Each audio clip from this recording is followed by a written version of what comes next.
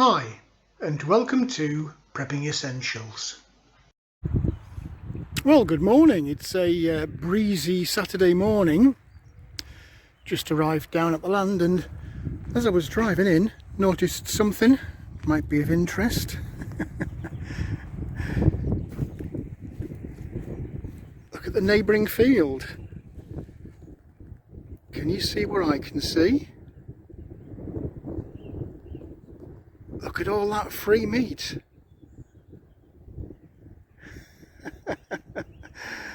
As far as the eye can see. How nice is that? Anyway, let's get ourselves across the field and into the cabin. See what we've got to talk about today.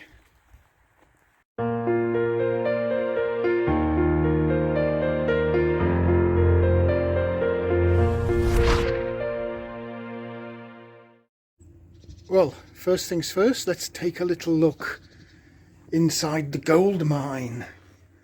You didn't know that I had a gold mine, did you? Well, I do. With today's prices, there it is, look. My own little gold mine.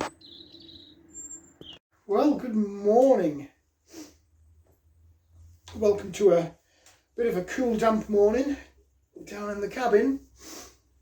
It's the 11th of February already. Where does the time go? There never seems to be quite enough of it to get everything done that you want to get done.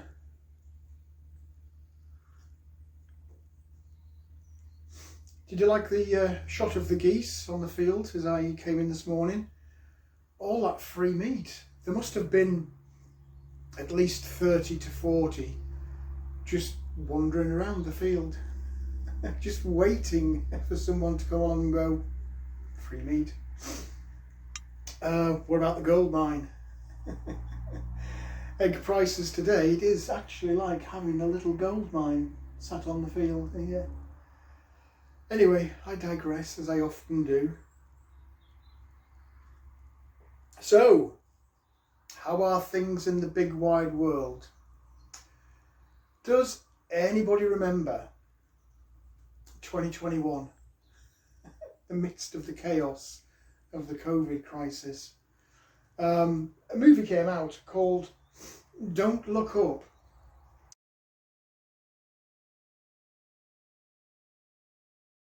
It was Leonardo DiCaprio and actually quite a few other famous actors, actresses. Are you allowed to say actresses nowadays? I think they're called actors now, aren't they?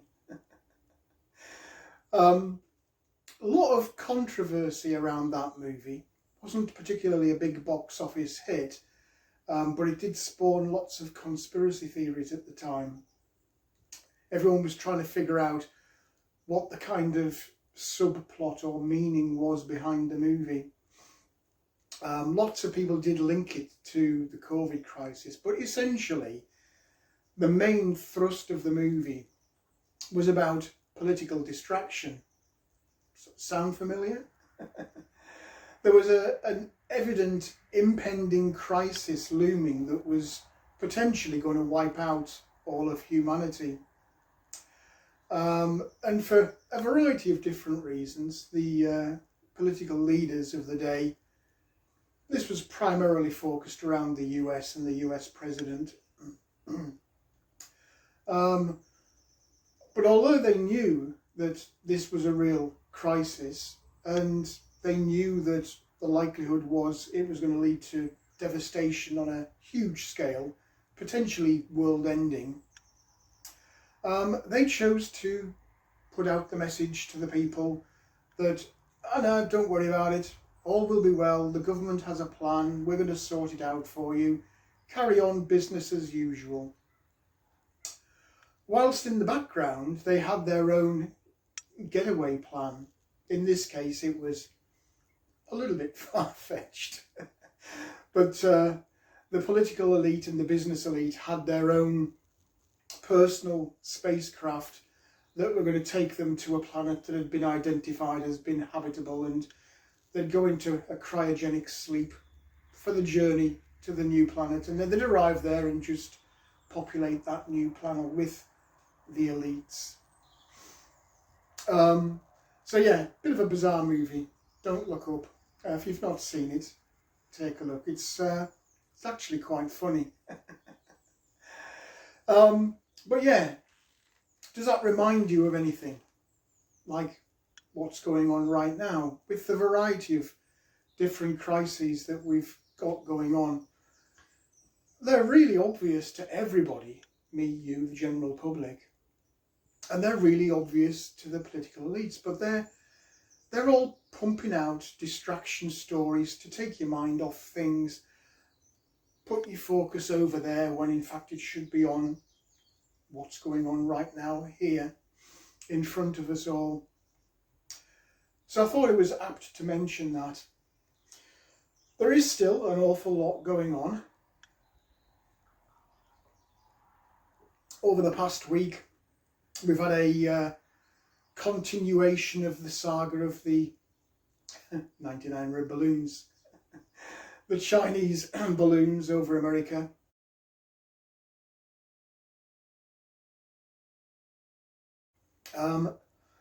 They actually, once it got over the Atlantic, but still within their waters, so they could do a salvage operation, they did actually shoot it down.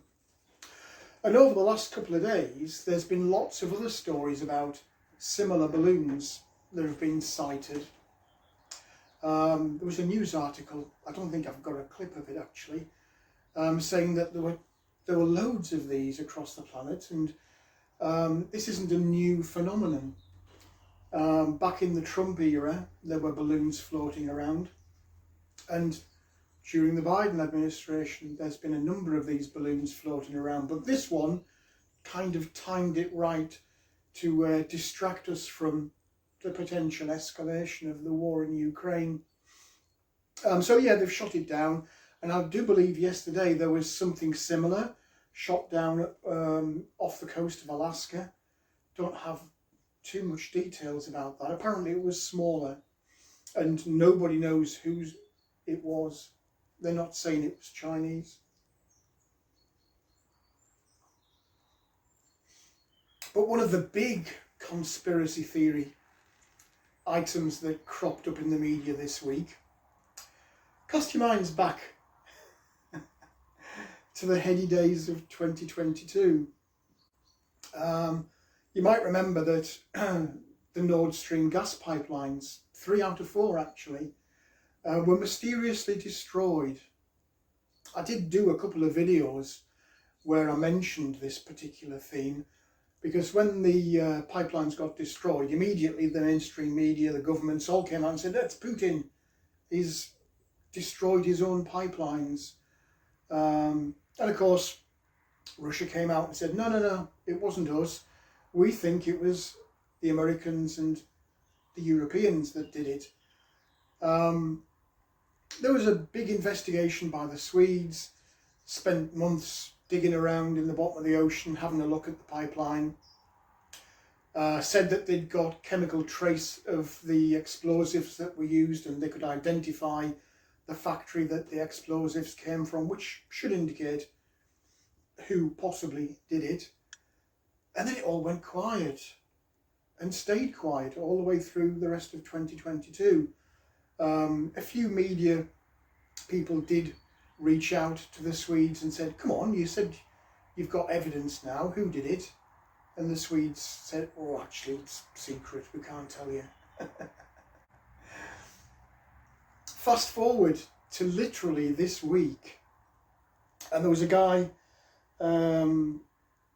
Seymour Hersh, who is a rather elderly now, he's 80-something years old, but a renowned, globally renowned Pulitzer Prize winner, actually, journalist, who over the years has broken a number of big news stories that were uncomfortable truths, or to quote Al Gore, inconvenient truths, for a variety of governments across the world, but predominantly around stuff that the Americans had done and had denied, and subsequently the evidence emerged to prove that actually they did do what they've been accused of doing, whether that's things in the Vietnam War, whether that's things in the Iraq War, Abu Ghraib prison.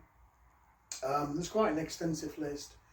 But he broke a news story this week, and it wasn't just a story, it was a huge document. It's available if you go to Seymour Hersh, I think it's .substack.com, but it has been reported widely in the mainstream media as well.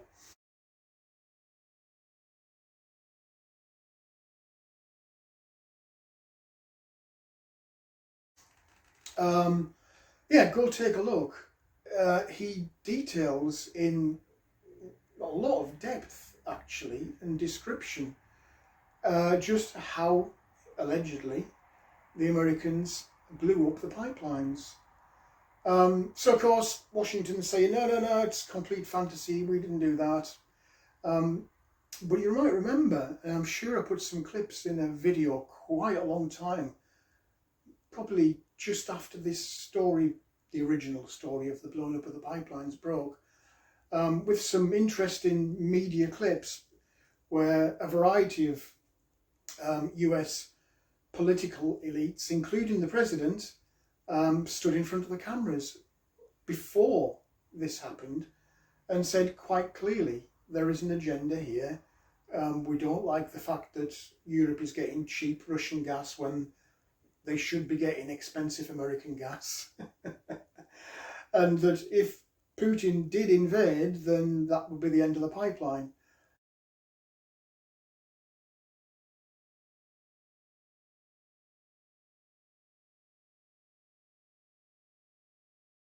I'm quite an admirer of Chancellor Merkel, and I heard her statement when she was with President Obama in Washington. I thought it was a very good statement.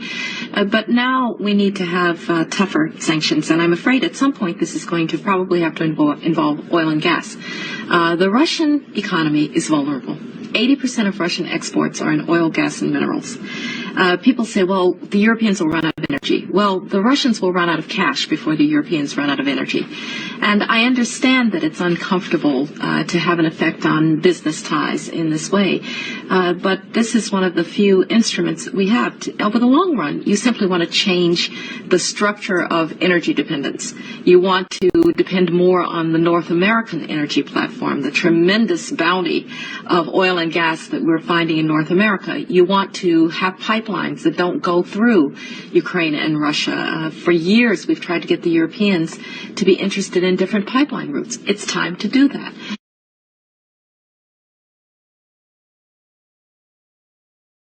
With regard to Nord Stream 2, we continue to have very strong and clear conversations with our German allies, and I want to be clear with you today.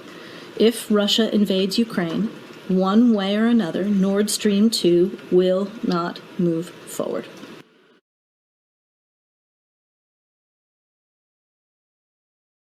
You got the first question. Thank you, Mr. President, and thank you, Chancellor Scholz. Mr. President, I wanted to ask you about this Nord Stream project that you've long opposed. You didn't mention it just now by name, nor did Chancellor Scholz. Did you receive assurances from Chancellor Scholz today that Germany will, in fact, pull the plug on this project if Russia invades Ukraine? Let me answer the first question first. If Russia invades, that means tanks or troops crossing the border of Ukraine again. Then there will be no longer a Nord Stream 2. We will bring an end to it. How will you do that exactly, since the project and control of the project is within Germany's control?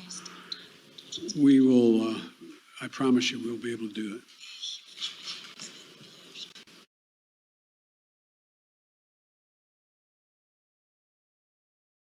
Denmark, Poland and Sweden say they believe leaks in two major Russian gas pipelines to Europe are the result of sabotage.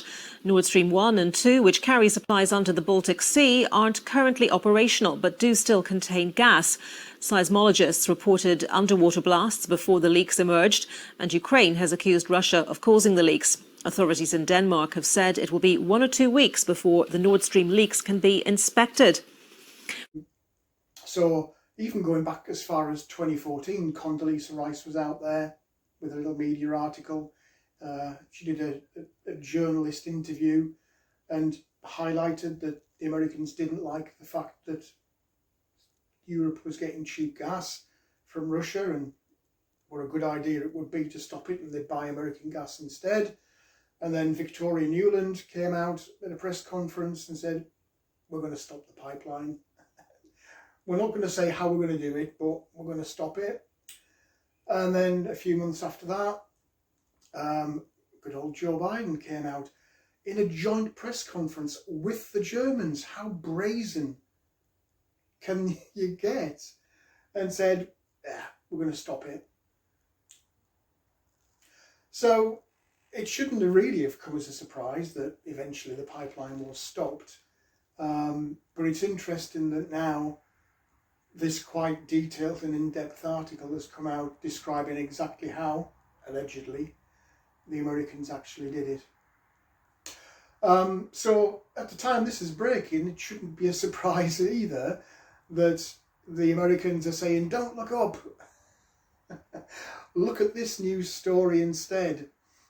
So again, there's lots of news about the Chinese and how they're going to invade Taiwan, and we must defend democracy and global freedom and the international order of things and defend Taiwan. Look at that, North Korea displaying all of their nuclear missiles in it's an annual parade they have every year to celebrate the independence of the country and the strength of their military. So look at that, these Koreans have got all these nukes. Look at them, don't look at us.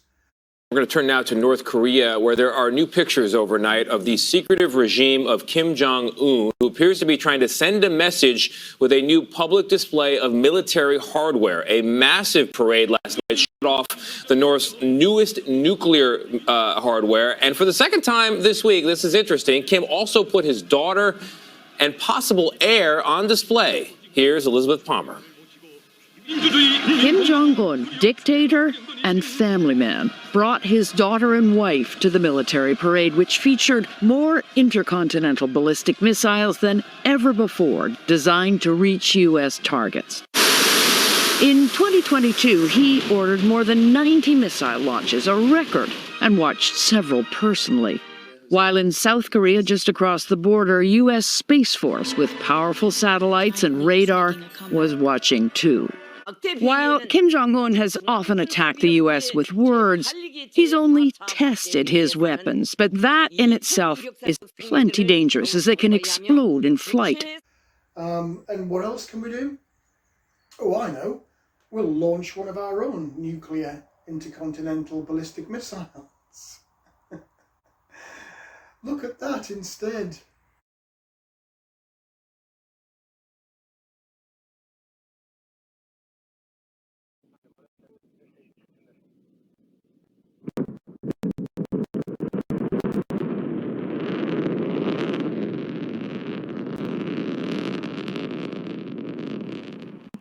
Item 107, precision into missile.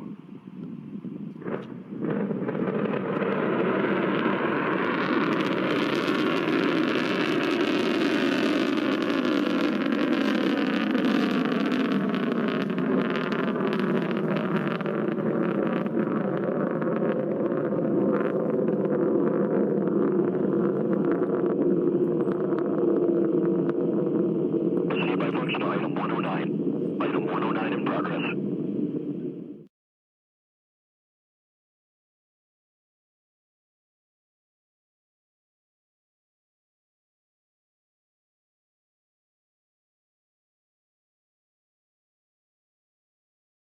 So there's all of this distraction stuff going on.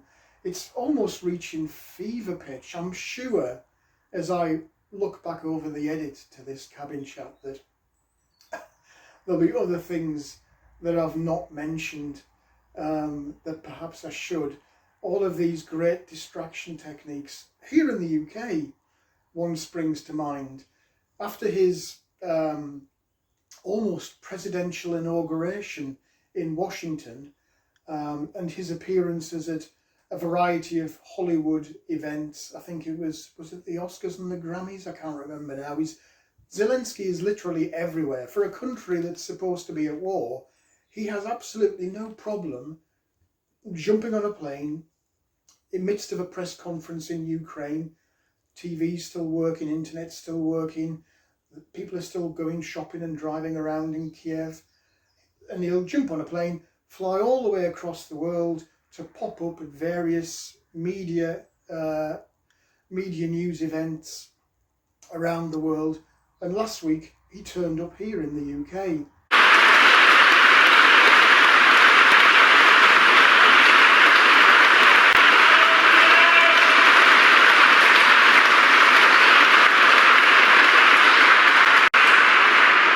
Thank you so much. Thank you.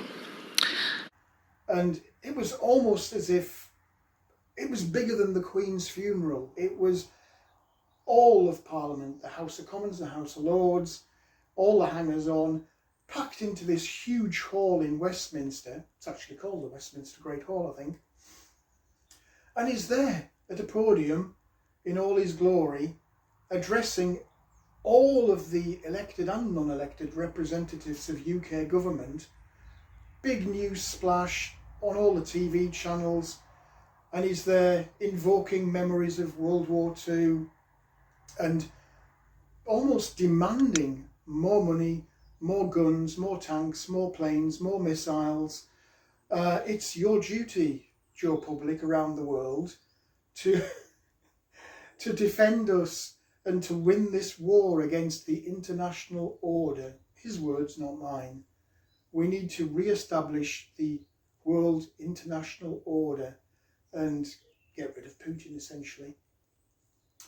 So yeah, lots of distraction stories in the media. And I guess the main message I wanted to give today, off the back of this little rant, was please do look up. Do look at the real, visible, tangible evidence that's in front of you for all of these various crises we've got going on right now. Do not listen to the narrative on the mainstream media and the government spin around, you just keep doing what you're doing, be good slaves, we will sort it out for you, in our own good time, of course. You continue to suffer for this greater good of this international world order. Keep us all in power. Let us keep making our money off the backs of all of the stuff that you're suffering from. And just don't look up. So please do look up. Look at what's going around in a calm, logical, methodical manner and work out what you can do to insulate or protect yourself from the effects of all of this rubbish that we've got going on right now. The real basic fundamentals of prepping. Get your finances in order. Try and save. Try not to spend, particularly on the nice to have things. Either save that money or spend that money on stocking up on the essentials. All of this hype around China, and that is literally just that. It's hype designed to implant the message in your memory, we must fight China, we must fight China. Everything pretty much comes from China. And if we do provoke enough that we start banging sanctions as we did with Russia, banging sanctions on China, sticking more American air bases and naval bases on the little islands surrounding China, giving loads of weaponry to Taiwan and Japan. If we continue to do that, at some point China will stop sending all of the stuff that we all depend on for our everyday, day-to-day life. there was an interesting article, can't remember where I saw it. It was hype about giving more weapons to Ukraine, and they need artillery shells.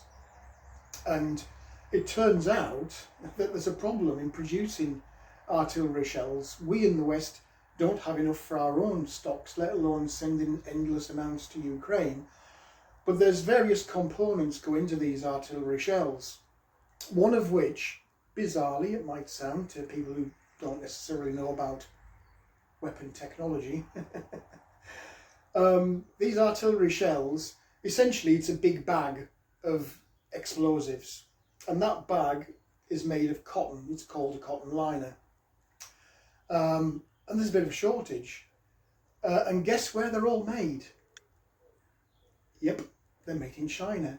So we are actually dependent on China for weapons production for ourselves and to give to Ukraine. So be careful what you wish for. If you annoy the Chinese sufficiently, they'll just stop sending this stuff.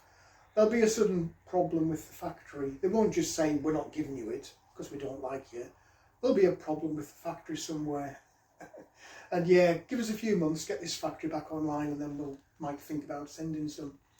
So yeah, prep like never before. This year is going to be really difficult. And judging by the attitude of the politicians and the global elite, it looks like they're deliberately seeking to make it worse. In public, they're saying, don't worry, we'll take care of it, just carry on as normal, we'll look after it for you. But in reality, they're actually doing stuff to make it worse. So, look up.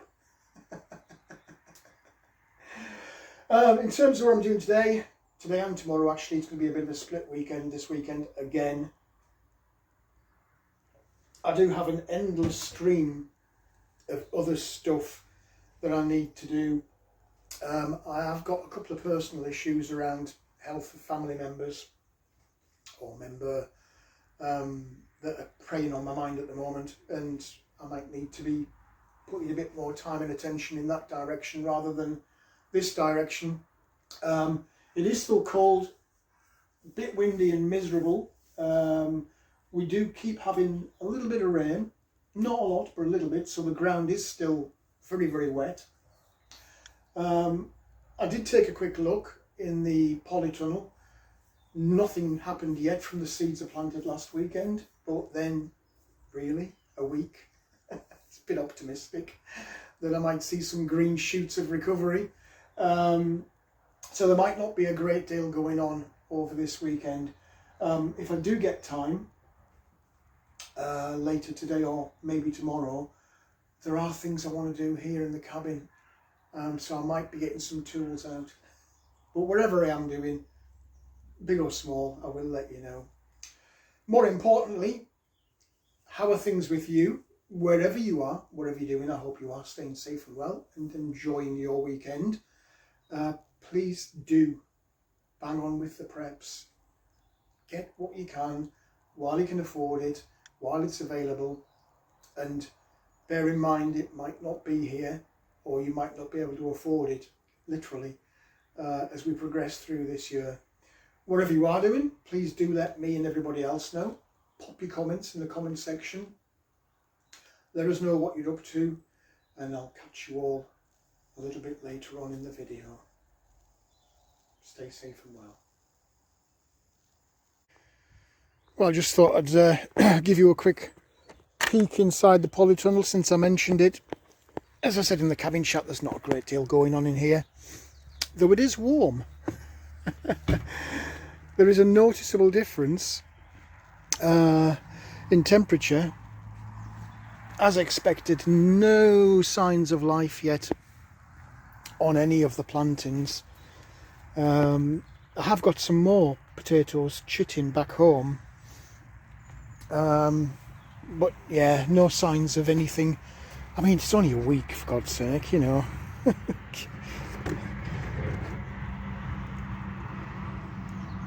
Zilch.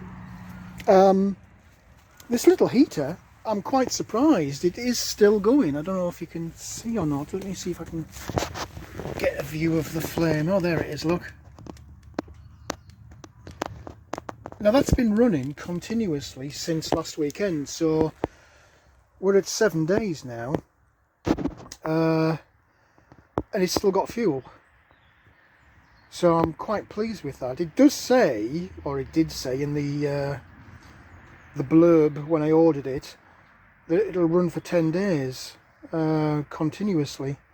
And to be fair, it looks like they're not wrong.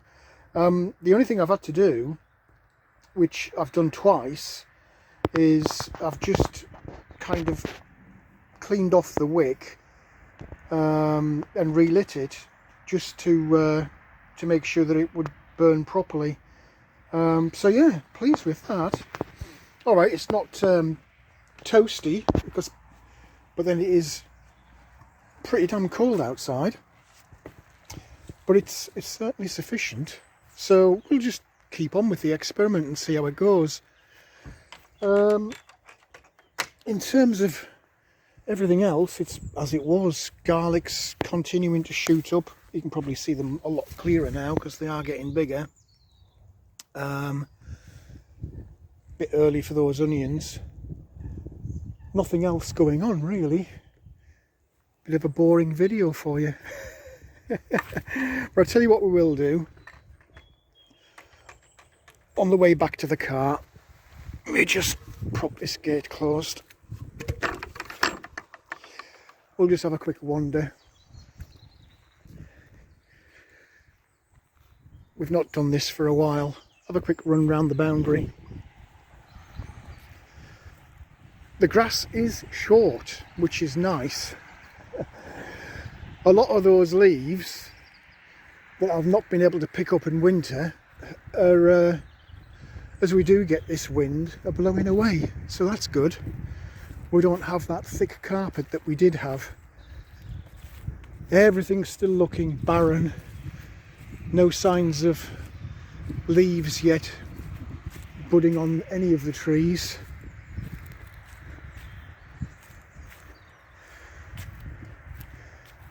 Talking about trees, damned animals. I mean, look at this one.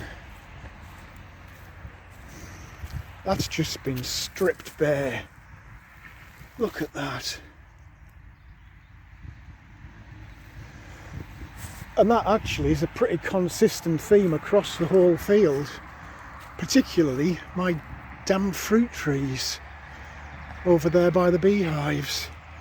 I'll be stunned. I mean, I say it's everywhere. You might not believe me, but look.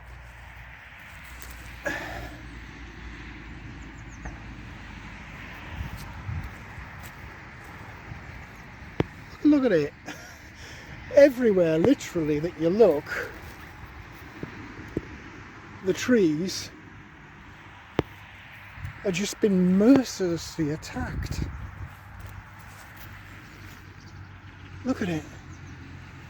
So when I say it's everywhere, that's just, it's not me just saying it. Oh, well, it's everywhere. It is literally everywhere. I mean, look. It doesn't matter where I go. Pretty much every damn tree has been chewed to death. So, pests, and I don't know what that is. I can only assume it's rabbits, but it's a bit bizarre to be rabbits. Anybody knows, tell me. I mean, could it be I've got deer coming on the field again? And it's, I don't know. Tell me, what chews trees? I'm guessing rabbits. Anyway, enough of that rant. The geese are still there on that field. Despite all this traffic whizzing by, because it is constant pretty much during the day, they're still there, look. I mean, that's a lot of meat.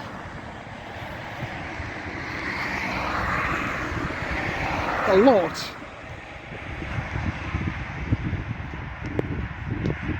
They're everywhere.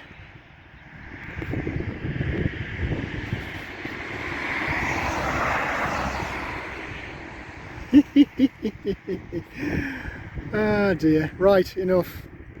It's time to get off. Wherever you are, whatever you're doing, stay safe and well. Enjoy your weekend, and I'll catch you all in the next one. Well, that's it for this video. I hope there was something in there that was of interest to you. If you did like the video, please do click on the like button. Also feel free to hit the subscribe button if you haven't already done so. As always, I welcome any comments, questions or suggestions you might have. Just feel free to leave them in the comments section below. But for now, thanks for watching, and I look forward to seeing you in the next video.